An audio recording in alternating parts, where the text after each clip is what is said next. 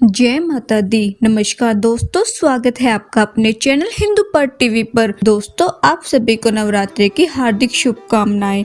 आज की वीडियो में मैं आपको दुर्गा सप्तशती का दूसरा और तीसरा अध्याय सुनाऊंगी। अगर आपने इससे पहले दुर्गा सप्तशती का पहला पार्ट नहीं सुना तो आप हमारे चैनल पर जाकर सुन सकते हैं। आइए सुनते हैं दूसरा और तीसरा अध्याय। वीडियो को शुरू करने से पहले वीडियो को लाइक करें और चैनल को सब्सक्राइब करें। देवताओं के तेज से देवी का प्रादुर्भाव और महिषासुर की सेना का वध। महर्षि मेधाजी बोले, प्राचीन काल में देवताओं और असुरों में पूरे 100 वर्षों तक घोर युद्ध हुआ था और देवराज इंद्र देवताओं के नायक थे। इस युद्ध में देवताओं की सेना परास्त हो गई थी और इस प्रकार संपूर्ण देवताओं को जीत महिषासुर इंद्र बन बैठा था। युद्ध के पश्चात हारे हुए देवता प्रजापति श्री ब्रह्मा को साथ लेकर उस स्थान पर पहुंचे जहां पर भगवान शंकर जी विराजमान थे। देवताओं ने अपनी हार का सारा वृतांत भगवान विष्णु जी और शंकर जी से कह सुनाया।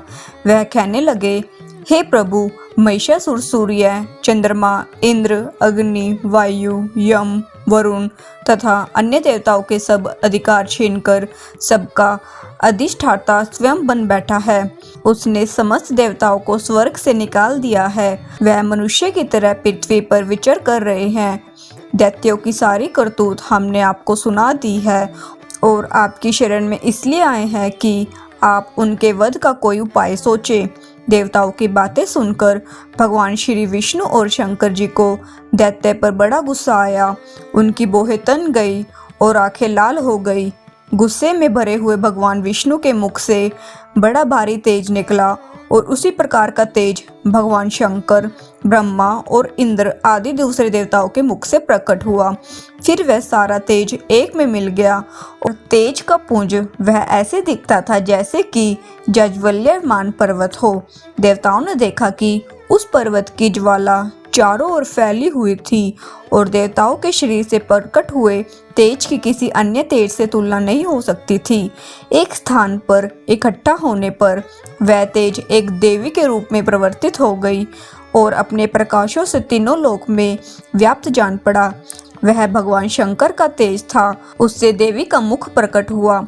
यमराज के तेज से उसके शीर के बाल बने। भगवान विष्णु के तेज से उसकी भुजाएं बनी। चंद्रमा के तेज से दोनों स्तन बने और इंद्र के तेज से जंघा तथा पिंडली बनी तथा पृथ्वी के तेज से नितंब भाग बना। ब्रह्मा के तेज से दोनों चरण और सूर्य के तेज से उनकी अंगुलियां पैदा हुई। वसुओं के तेज से हाथों की अंगुलियां एवं कुबेर के तेज से नासिका बनी। प्रजापति के तेज से उसके दांत और अग्नि के तेज से उसके नेत्र बने। संध्या के तेज से उसकी भौहें और वायु के तेज से उसके कान प्रकट हुए थे। इस प्रकार देवी का प्रादुर्भाव हुआ था। महिषासुर से पराजित देवता उस देवी का देखकर अत्यंत प्रसन्न हुए। भगवान शंकर ने अपने त्रिशूल में से एक त्रिशूल निकाल उस देवी को दिया और भगवान विष्णु ने अपने चक्र में से एक चक्र निकाल उस देवी को दिया। वरुण ने देवी को शंख भेंट किया। अग्नि ने इसे शक्ति दी। वायु ने उसे धनुष और बाण दिए। सहस्त्र नेत्रों वाली श्री देवराज इंद्र ने उसे अपने व्रज से उत्पन्न करके व्रज दिया और ऐरावत हाथी का एक घंटा उतार कर देवी को भेंट किया। यमराज ने उसे काल दंड में से एक दंड दिया। वरुण ने उसे पाश दिया। प्रजापति ने उस देवी को स्फटिक की माला दी और ब्रह्मा जी ने उसे कमंडलू दिया। सूर्य ने देवी के समस्त रोमों में अपने किरणों का तेज भर दिया। काल ने उसे चमकती हुई ढाल और तलवार दी और उज्जवल हार और दिव्य वस्त्र उसे भेंट किए। उसके साथ उसने दिव्य चूड़ामणि दी, 2 कुंडल, कंकण, उज्जवल अर्धचंद्र, बाहों के लिए बाजूबंद, चरणों के लिए नूपुर, गले के लिए सुंदर हसली और अंगुलियों के लिए रत्नों की बनी हुई अंगूठी उसे दे दी। विश्वकर्मा ने उसे फारसा दिया। उसके साथ ही कई तरह के अस्त्र और अभेद कवच दिए। इसके अतिरिक्त उसने कभी न कुम्हलाने वाली सुंदर कमलों की मालाएं भेंट की। समुद्र ने सुंदर कमल का फूल भेंट किया। हिमालय ने सवारी के लिए सिंह और तरह तरह के रतन देवी को भेंट किए। यक्षराज कुबेर ने मधु से भरा हुआ पात्र और शेष नाग उन्हें बहुमूल्य मणियों से विभूषित नाग हार भेंट किया। इसी तरह दूसरे देवताओं ने भी उसे आभूषण और अस्त्र देकर उसका सम्मान किया। इसके पश्चात देवी ने उच्च स्वर से गर्जना की।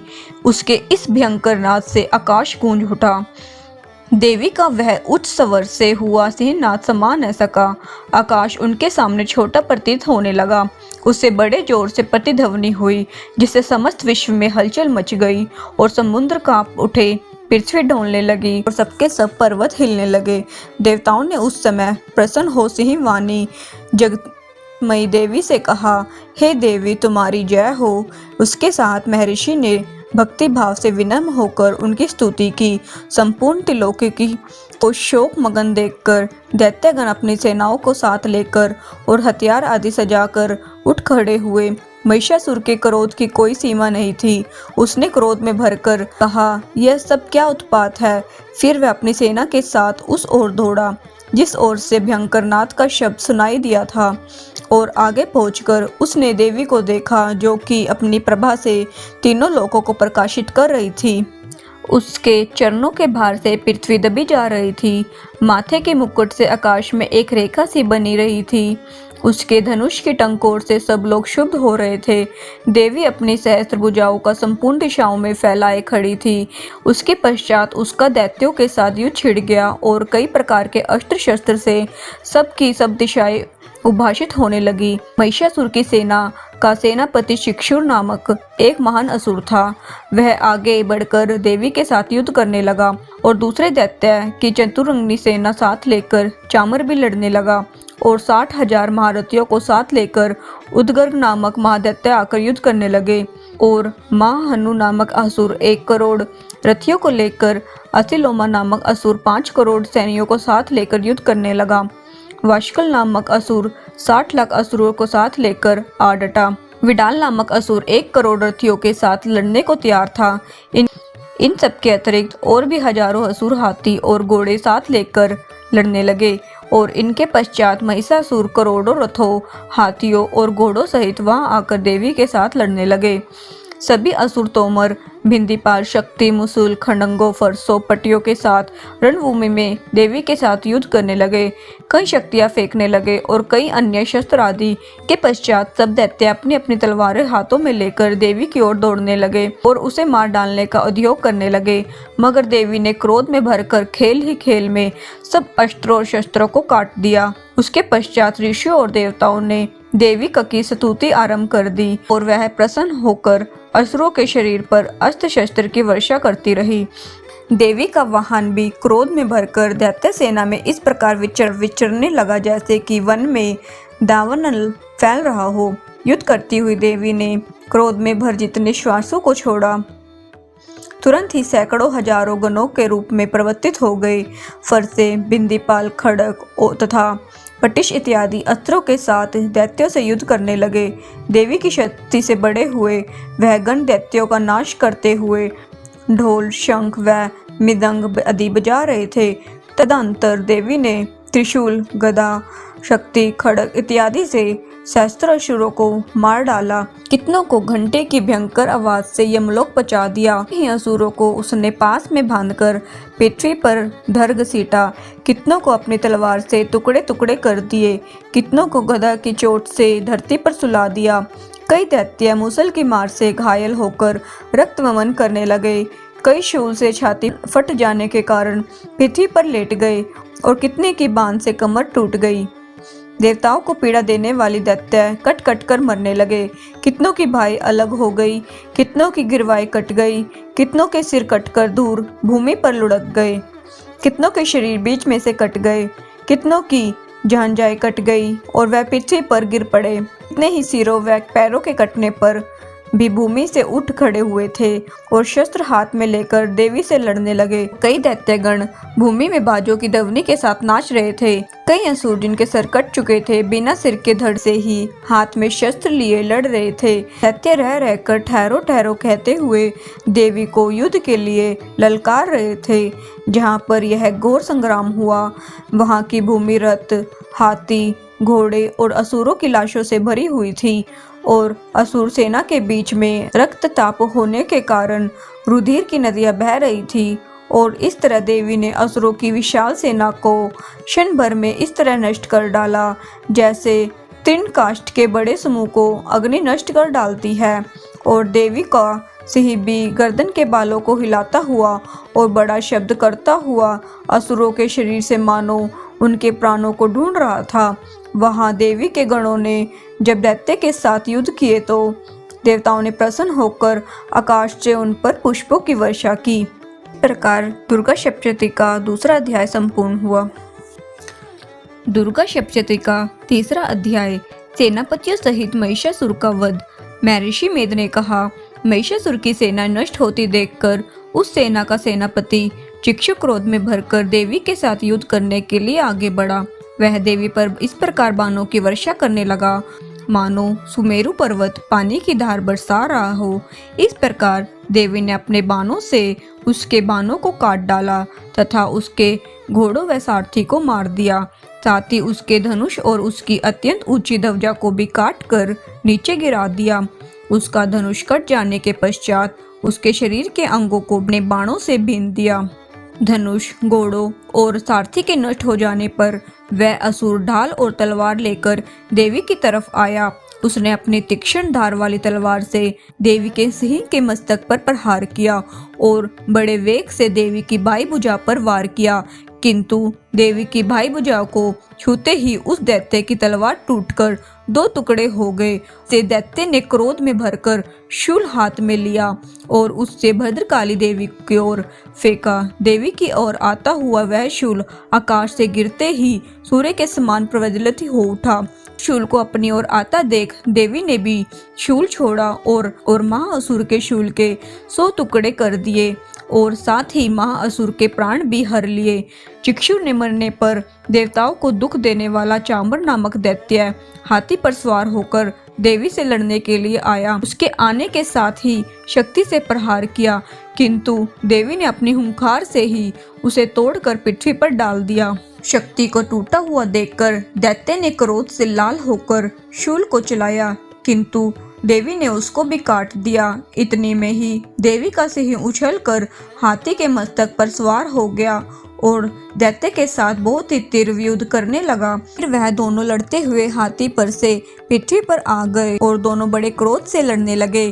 फिर सिंह बड़े जोर से आकाश की ओर उछला और जब पृथ्वी की ओर आया तो उसने अपने पंजे से चामर का सिर धड़ से अलग कर दिया। क्रोध से भरी हुई देवी ने शीला और वृक्ष आदि की चोटों से उदगर को भी मार दिया। कराल को दांतों, मुक्कों और थप्पड़ों से चूर्ण कर डाला। क्रुद्ध हुई देवी ने गदा के प्रहार से उद्यत दैत्य को भी मार गिराया। भिंदीपाल से वाष्पकल को बाणों से ताम्र और अंधक को मौत के घाट उतार दिया। तीनों नेत्रों वाली परमेश्वरी ने त्रिशूल से उग्रास्य, उग्रवीर्य और महाहनु नामक राक्षसों को मार गिराया। उसने अपनी तलवार से विडाल नामक दैत्य का सिर काट डाला तथा अपने बाणों से दुधर्क और दुमूर्ख राक्षसों को यमलोक पहुंचा दिया। इस प्रकार महिषासुर ने देखा कि देवी ने मेरी सेना को नष्ट कर दिया है तो वह भैंसे का रूप धारण कर देवी के गणों को दुख देने लगा। उन गणों में कितने को उसने मुख के प्रहार से, कितनों को खुरों से, कितनों को पूंछ से, कितनों को सींगों से, भूतों को दौड़ाने के वेग से, अनेकों को सिंहनाद से, कितनों को चक्कर देकर और कितनों को श्वास वायु के झोंकों से पृथ्वी पर गिरा दिया। वह दैत्य इस प्रकार गणों की सेना को गिरा देवी के सिंह को मारने के लिए दौड़ा। इस पर देवी को बहुत गुस्सा आया। उधर दैत्य भी क्रोध में भरकर धरती को खुरों से खोदने लगा और सिंगों से पर्वतों को उखाड़ उखाड़ कर धरती पर फेंकने लगा और मुख से शब्द करने लगा। महिषासुर के वेग से चक्कर देने के कारण पृथ्वी शुभ होकर फटने लगी। उसकी पूंछ से टकराकर समुद्र चारों ओर फैलने लगा। हिलते हुए सिंगों के आघात से मेघ खंड खंड हो गए और श्वास से आकाश में उड़ते हुए पर्वत फटने लगे। इस तरह क्रोध में भरे हुए राक्षस को देख चंडिका को भी क्रोध आ गया। वह उसे मारने के लिए क्रोध में भर गई। देवी ने पाश फेंक कर दैत्य को बांध लिया और उसने बन जाने पर दैत्य का रूप त्याग दिया और सिंह का रूप बना लिया। और जो ही देवी उसका सिर काटने के लिए तैयार हुई, उसने पुरुष का रूप बना लिया जो कि हाथ में तलवार लिए हुए था। देवी ने तुरंत ही अपने बाणों के साथ उस पुरुष को उसकी तलवार ढाल सहित बीन डाला। उसके पश्चात वह हाथी के रूप में दिखाई देने लगा और अपनी लंबी सूंड से देवी के सिंह को खींचने लगा और गर्जने लगा। देवी ने अपनी तलवार से उसकी सूंड काट डाली। तब राक्षस ने एक बार फिर भैंसे का रूप धारण कर लिया और पहले की तरह चर अचर जीवों सहित समस्त लोकी को व्याकुल करने लगा। उसके पश्चात क्रोध में भरी हुई देवी बारंबार उत्तम मधु का पान करने लगी और लाल लाल नेत्र करके हंसने लगी। उधर बलवीरिया और मद से क्रुद्ध हुआ दैत्य भी गरजने लगा। अपने सिंगों से देवी पर पर्वत फेंकने लगा। देवी अपने वाणों से उसके फेंके हुए पर्वत को चूर्ण करते हुए बोली, ओ मूढ़, जब तक मैं मधुपान कर रही हूँ तब तक तू गरज ले। उसके पश्चात मेरी हाथों से तेरी मृत्यु हो जाने पर देवता गरजेंगे। महर्षि मेधा ने कहा। यो कहकर देवी उछलकर उस दैत्य पर जा पड़ी और उसको अपने पैरों से दबाकर शूल से उसके गले पर आघात किया। देवी के पैर से भी दबने पर भी दैत्य ने दूसरे रूप से अपने मुख से बाहर होने लगा। अभी भी आधा ही बाहर निकला था। देवी ने अपने प्रभाव से उसे रोक दिया। जब वह आधा निकला हुआ दैत्य युद्ध करने लगा तो देवी ने अपनी तलवार से उसका सिर काट दिया। इसके पश्चात सारी राक्षस सेना हाहाकार करती हुई वहां से भाग खड़ी हुई और सब देवता अत्यंत प्रसन्न हुए तथा ऋषियों महर्षियों सहित देवी की स्तुति करने लगे। गंधर्व राजगान करने लगे और अप्सराएं नृत्य करने लगी। इस प्रकार दुर्गा सप्तशती का तीसरा अध्याय संपूर्ण हुआ।